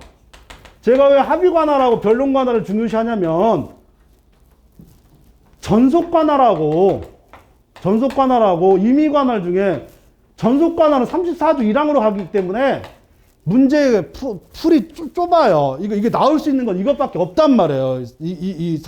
전속관할 문제는. 근데 임의관할 문제는 지금 우리가 논의하는 모든 대부분의 논의가 다 임의관할이고, 그랬을 때 논의될 수 있는 게 우선 나오는 게 합의관할하고, 그 다음에 변론관할을 전제합니다. 그래서 여러분이 변론관할을 우습게 여길까봐 다시 한번 강조하는데, 임의관할 들어가면 무조건 변론관할이 성립했느냐, 관할 항변이 있느냐를 따져주고, 변론관할, 의외로 이 문제가 왜 그러냐면, 소송법학자들 여러분들이 대상이 아니라 변호사들이 대상이란 말이에요. 그러니까 얘네들 문제는, 그러니까 로스쿨 교수들의 머릿속에는 얘네들이, 왜냐면 얘네들 밥 먹고 나가서 밥 먹고 살려고 그러면 관할 합의부터 해야 되니까. 여러분도 마찬가지고요. 그래서 요게 머릿속에 항상 있어요. 임의관할 중에 합의관할하고 변론관할을 어떻게 처리하고 있는지에 관한 이해를 하고 있는지 안 하고 있는지가 거의 1년에 모의고사 3번을 보면 거의 다른 건 안 나와도 이건 거의 매년 한 번 내지 2번은 반드시 나옵니다. 그러니까 그게 습관이 들어있는 그 교수들이 여러분 시험 출제위원 들어가면 습관이 들어가지고 나올 수도 있단 말이에요. 그래서 강조하는 거예요. 그만큼 요 합의관할하고 변론관할은 의미가 있단 말이에요. 그래서 그것 한번 다시 한번 강조를 하고요. 어렵진 않아요. 어렵진 않은데 이거를 이 포인트를 잡지 못하고 들어가면 답안지 쓸 때 뭘 쓰는지 모르는 경우가 생길 수 있으니까 그걸 다시 한번 강조해서 말씀드립니다. 이렇게 하고 제적 깊이 들어가면 문제가 되는데 제적 깊이는 너무 쟁점이 뻔해요. 뻔하고 뭐 다 쓸 수 있는 거니까. 근데 오히려 제적 깊이든 이거든 항고 문제가 생길 수 있어요. 항고 제항고 문제가 생길 수 있는데 그거는 나중에 여러분들 기회가 되면 따로 이제 하도록 하고요. 지금 문제 할 때가 아니고. 그리고 나서 들어가면 당사자 문제가 들어가죠. 그죠? 그럼 당사자 들어가면 특정이 되고 특정된 당사자 중에 누가 당사자인지 확정 문제가 생기고 확정된 자를 기준으로 해서 뭐 당사자의 자격을 논의하잖아요. 그죠? 그 자격을 논의하는데 당사자의 첫 번째 당사자 능력이에요. 당사자 능력, 그 다음에 소송 능력, 세 번째가 변론 능력. 그리고 우리 소송법은 이 당사자하고 누구랑 대립된 개념이라기보다는 비교되는 개념으로 굉장히 중요하게 생겨가는 개념이 소송대리인이에요. 소송대리인. 그래서 법조문 자체도 당사자와 소송대리인이 아예 분리가 되어 있어요. 그러니까 여러분들 들어가면 당사자만 하고 소송대리인을 아주 우습게 생각하는 경향성이 있는데 거의 그 위치가 똑같아요. 당사자와 소송대리는 그 무게가 똑같단 말이에요. 그러니까 여기서 끝나지 말고 소송대리인 들어가면 소송대리인은 다시 또 법정대리인하고 나머지는 법정 대리인 아닌 자들, 요거. 그럼 법정 대리인 들어가면 이거 꼭 정리하셔야 됩니다. 미성년자의 부모가 중요한 게 아니고 법인의 대표자가 있습니다. 법인의 대표자. 그 법인의 대표자는 비법인의 대표자도 되겠죠, 그죠? 왜냐하면 소송 능력이 있으니, 당사 능력이 있으니까. 그 다음에 뭐가 있으면 선정 당사자도 우리 민사소송법은 법정 대리인에 준해서 취급합니다. 이것도 한번 내일 가가지고 소송 대리인 내일 정리하시도록 하고, 그래서 들어가면 특정 문제를 오늘 내려고 하다가 내일 첫 번째 문제가 이거 나올 겁니다. 근데 쉽지 않아요. 특정에 관한 문제가. 그건 내일 이제 설명하시도록 하고 문제 풀고 나서 아주 내일 보면 아주 신박한 문제가 나오기 때문에 아주 좋은 문제가 있습니다. 21년도 작년에 10월 달에 그 모의고사 나온 건데 이거 낸 교수를 내가 누군지 찾으려고 지금 하고 있는데 내일 가서 얘기합시다. 이거 되게 좋은 문제입니다. 내일까지 듣고 그만두세요. 이 문제 꼭 보고 그만두시려고 한다면 내일 요거 문제 보고서 그만두세요. 왜냐하면 여기 채점 기준표도 나와요. 그래서 교수들이 어떤 생각을 가지고 있고 어떻게 하고 있는지를 보여주는 거니까 요거까지. 네. 일단 국어 내일 그래서 되게 좋은 문제가 하나 있습니다. 그래서 뭐 다 좋은 문제지만 어쨌거나 그렇습니다. 그래서 오늘은 여기까지 당사자 확정까지만 하고 이제 끝내도록 할게요. 그래서 당사자 확정 문제가 생기는데 그럼 첫 번째 뭐예요? 당사자 확정의 기준이 논의가 돼야 되겠죠. 그죠? 기준. 그 다음에 이 기준과 연결돼서 나오는 문제가 뭐예요? 사망한 첫 번째가 표시 정정 문제입니다. 표시 정정 문제가 있고, 두 번째가 사망한 당사자가 논의가 있고, 세 번째가 성명 모형, 네 번째가 법인격 부인. 이렇게 이제 통상 이렇게 순서를 잡아가지고 여러분들이 공부를 하시는데, 법인격 부인은 제가 볼 때 안 나올 가능성이 매우 커요. 이걸 내면 이건 법인격이 없는 게 아니라 이건 인격이 없어요. 출제자 인격이 없는 것 같아요. 하여튼 이거는 좀 안 보는 게 좋을 것 같고, 그럼요, 표시정정하고 사망한 당사자하고 성명모형 소송은 기본적으로 언제든지 나올 수 있는 문제고, 한 10년 전까지는 상당히 유행했어요. 이게 한 2, 3년 전까지는 되게 유행했는데, 그러다가 지금 어느 순간 이게 안 나왔어요. 되게 중요한 위치를 차지하고 있음에도 불구하고. 그래서 말씀을 드리는데, 뭐든지 한 10년쯤 지나면 다시 또 생각하기 마련이에요. 뭐든지 그래요. 그러니까 한번 이제 고민을 해보시라라고 해가지고, 이게 계속 한 3년치 제가 이쪽 저쪽 시험 문제를 이렇게 도합해서 통계를 내보면 계속 나오고 있습니다. 우리만 안 나오죠. 왜냐면 우리는 이제 모의고사를 안 보니까, 그러니까 그냥 7월달, 8월달 가가지고 달랑 시험만 보니까 모르는데, 다른 시험들하고 이제 유행을 하는 걸 여러분들은, 그러니까 제가 뭐 여러분들한테 해줄 수 있는 건 어떻게 유행되고 있는지 이런 건 지금 트렌드를 이제 설명해 줄 수밖에 없어서 드리는 얘기입니다. 그래서 여러분들 혹시 이쪽을 등한시할까봐 상당히 말씀드리는데 엄청나게 나와요. 엄청나게 나오고 또 나옵니다. 또 나오니까 알아두고, 표시 정정 문제하고 요 사망한 당사자를 상대로 한 소송에서의 표시 정정을 이걸 이해하지 못하면 안 돼요. 이걸 구분하지 못하는 경우가 꽤 많더라고요.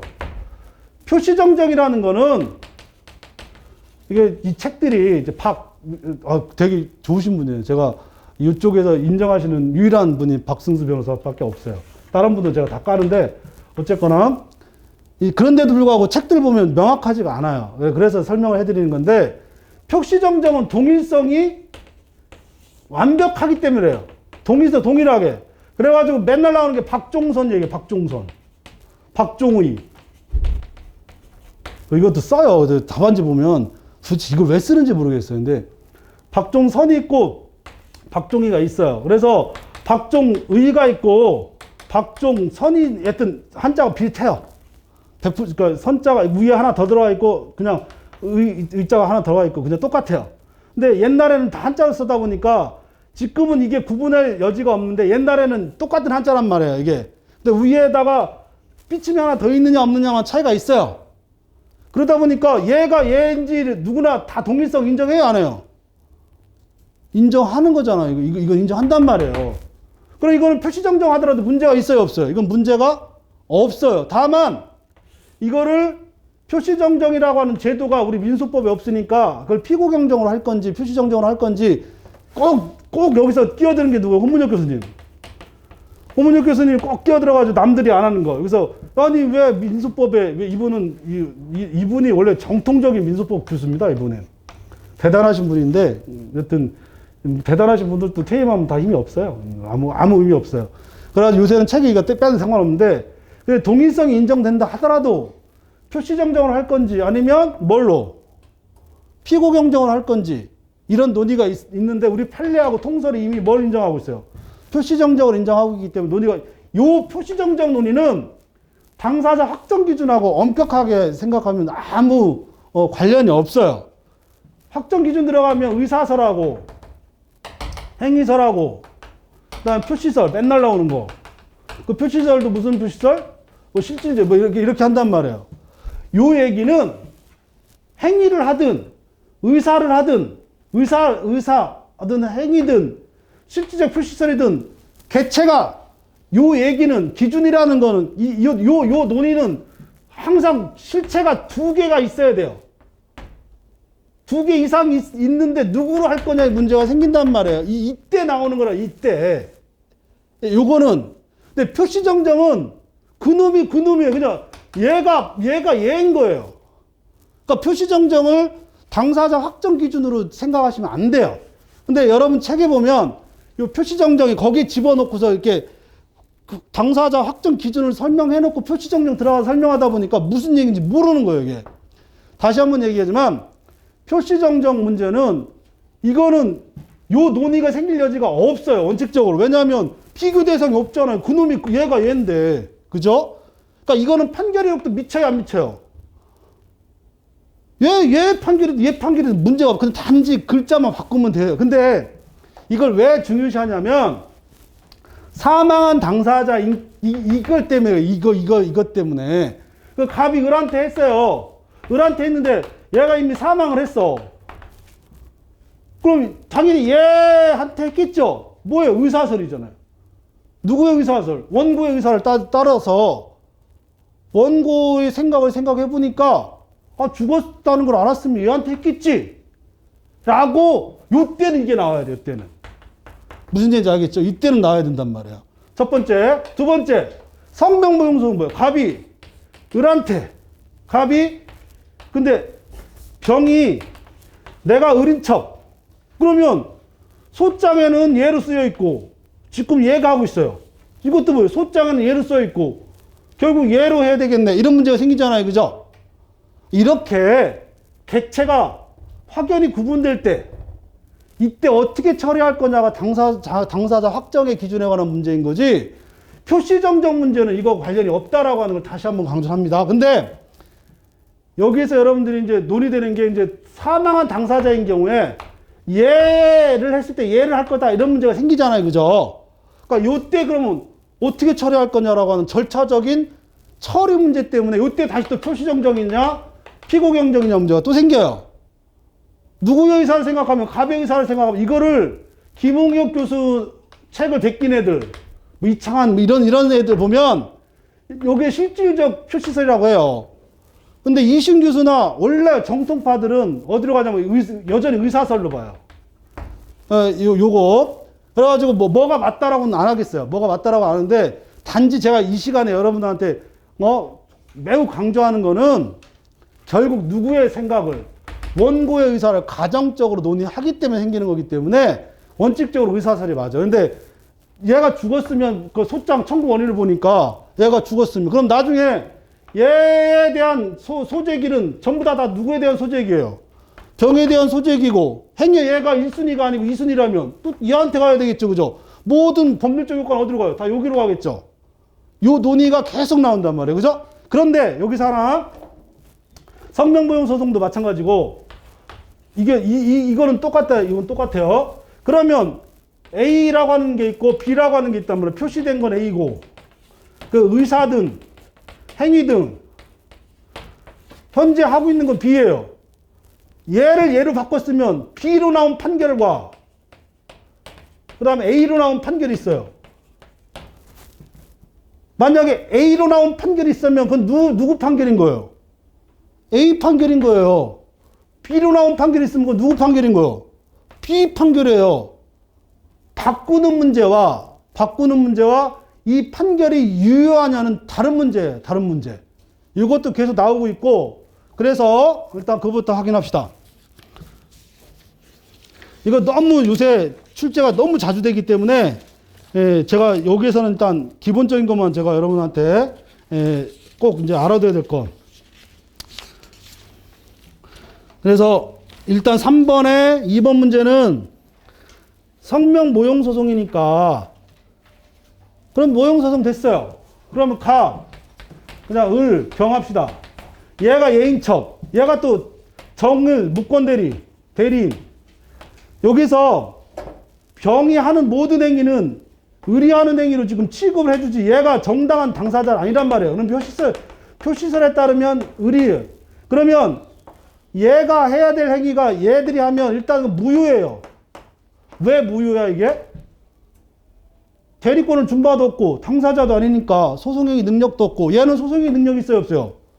아무것도 없단 말이에요. 그러니까 얘네들이 하는 건 모두 무효예요. 다만 판결이 나오면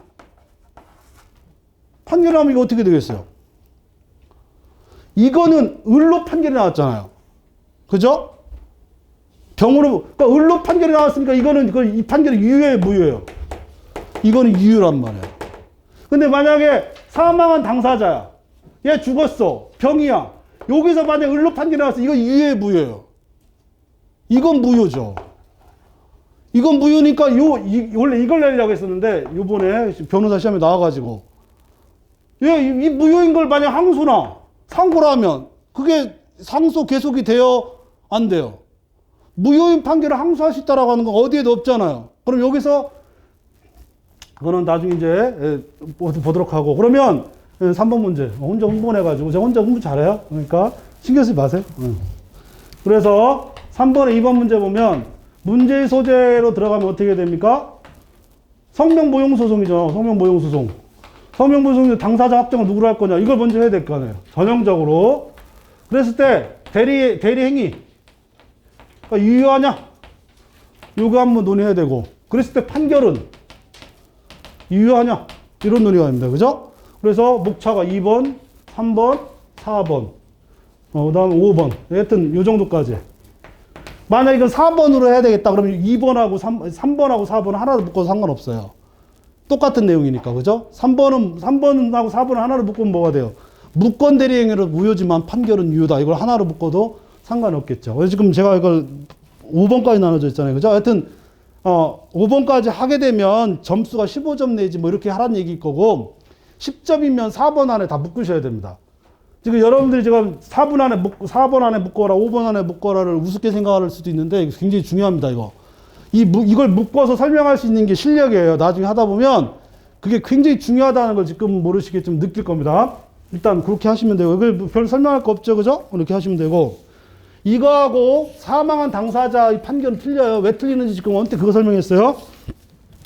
그 다음에 4번에 2번 문제 있죠, 그죠? 갑은 을을 해가지고 인도하였다 해가지고 갑은 변제하지 못한 채 심장마비로 사망하고 말았다. 상속인이 병은 상속 포기하였고 그러면 상속 포기는 알지 못하고 병원 상태로 3천만 원, 위 3천만 원 반환 권소를 제기했고 소송 알게 된 을은 이순인 정으로부터 바꿔달라고 피고 경정 신청을 제출하였다. 그 피고 경정 신청을 하든 피고 표시 정정을 하든 법원이 그냥 문제가 없단 말이에요. 그죠? 그래서 다시 한번 사망한 당사자는 표시 정정하고 전혀 다른 문제입니다. 요거하고 이건 완전히 다른 거예요. 이거는 원래 동일성이 원래 있어요, 없어요? 원래 동일성이 없어요. 동일성이 없는데 동일성이 있다라고 의지해 주는 거예요. 다시 한번 어떻게 의지해 주고 갑이 을한테. 근데 얘가 사망을 하면 누구의 의사를, 갑의 의사를 생각해서 얘가 얘일 것이다. 그러면 서로 각하하거나 취하지 하고 얘를 소재기하는 것보다 이 소송에서 얘를 바꾸는 게 좋아요, 안 좋아요? 좋겠죠. 아니면 각하, 취하, 병, 소재기하는 것보다 그냥 어차피 그게 그 소일 거니까 그냥 갑이 병한테 해주자 해서 그래서 소송법적으로 표시정정을 인정을 하는 겁니다. 그럼 표시정정을 했으니까 피고경정서를 피고 경정서를 제출하더라도 표시 정정서예요. 그러면 요때 소재기 효과가 생기는지 아니면 여전히 요때 갑이 을한테 맨 처음에 소를 제기할 때 요때 소재기 효과가 생기는지 그거만 따져줘. 그러면 요때는 소멸시효가 완성되지 않았을 거고 요때나 그 다음 때는 소멸시효가 완성됐으니까 언제 소 청구로 볼 거냐. 그 문제죠. 뻔한 문제 아니에요. 그죠? 이 전형적인 뻔한 문제입니다. 그렇기 때문에 논의하시고, 예. 그래서 사망한 당사자 문제는 아주 시험에 잘 나오는데, 첫 번째로, 대리인이 있는지 없는지, 대리인이 있으면, 대리인 선임을 했으면, 이건 무조건 어딜 가요? 대리인 선임했으면 무조건 소송 중 사망한 거하고 똑같이 취급합니다. 알겠죠? 대리인이 있으면 무조건 소송 중 사망하고 똑같이 취급해요. 그 다음에 대리인이 없을 때 그러면 두 가지로 나눠야 돼요. 소제기 전, 그 다음에 소제기 후. 이때 소제기 전인지 후인지는 송달을 기준하고 뭐든지 민소법은 소송 계속을 전제로 하기 때문에 이 소송 계속은 상당히 중요한 개념이고요. 그 소제기 전이기 때문에 요 송달 기준으로 해서 송달 전이면 소재기 전에 사망한 거고 송달 이후면 다시 또 어디로 가요? 소송 중 사망으로 가요. 이건 절차의 중단입니다. 이때는. 그러면 여기서 논의하는 게 뭐예요? 소재기 전에 사망했을 때 어떻게 처리할 거냐? 그래서 누구의 원고의 의사를 기준으로 해서 혹은 실질적 표시설에 따라서 똑같은 얘기니까 따라서 누구로 보겠다는 거예요? 상속인을 소송 당사자로 보겠다.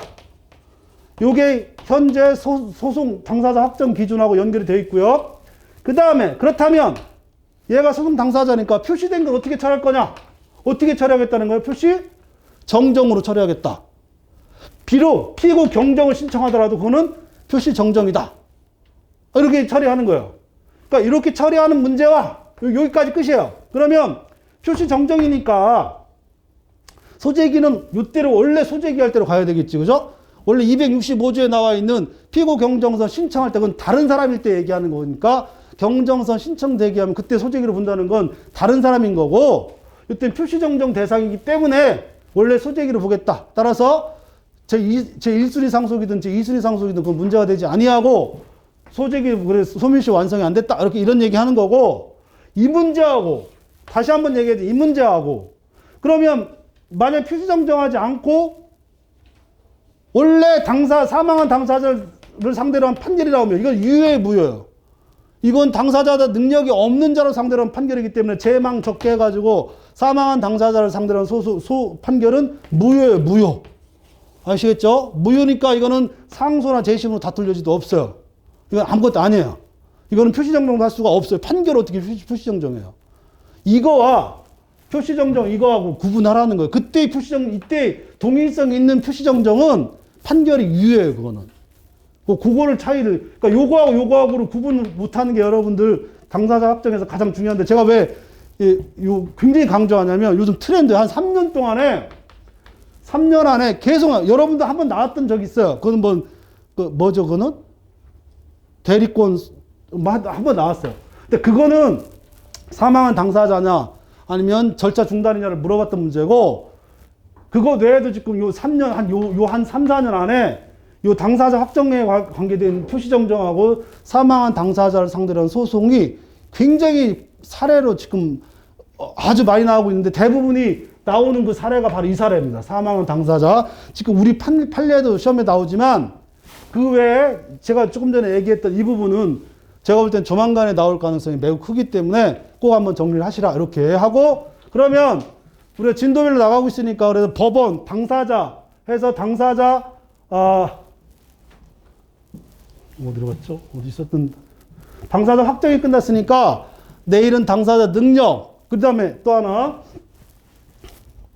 당사자 능력하고 그다음 당사자 소송 능력 그 다음에 변론 능력 당사자 문제고 이거하고 되게 책들 보면 당사자 요 밑에 당사자 적혀 여기 들어가 있어요.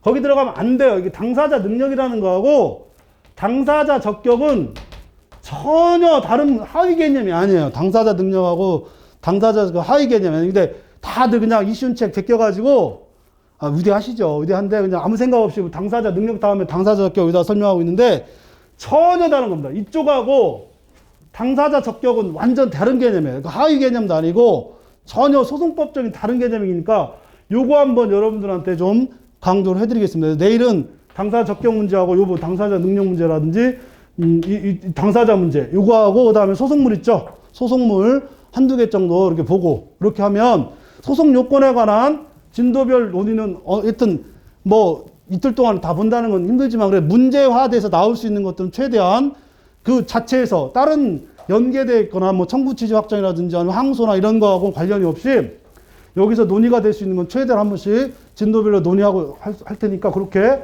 생각하시면 될 것 같습니다. 그래서 오늘 문제는 그렇게 이해하시면 될 것 같아요. 그죠? 이렇게 하시고 답안지를 제출하시고요. 제출하시고 그 다음에 질문할 거 있으면 제가 질문 받겠습니다. 수업은 여기까지 하겠습니다. 수고하셨습니다.